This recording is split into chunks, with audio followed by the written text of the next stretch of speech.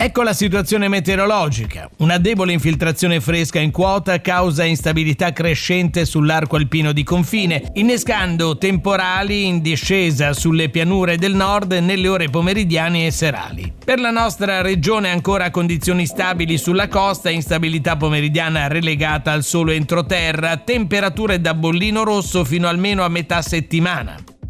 Nelle ore centrali della giornata arriveranno le nuvole nelle aree interne del centro-levante sulle Alpi Liguri, accompagnate nel corso delle ore pomeridiane da precipitazioni anche a carattere temporalesco in locale estensione alle vallate del profondo entroterra spezzino e alla Val Bormida occidentale entro sera, cieli velati altrove con copertura nuvolosa alta stratificata in aumento nelle ore serali. Venti assenti o deboli di direzione variabile con rotazione ai quadranti settentrionali in serata. Mare calmo a ponente, quasi calmo sulle coste di centro-levante, temperature stazionarie con aumento serale a causa della compressione sulle coste del settore centrale, valori massimi intorno ai 35 gradi.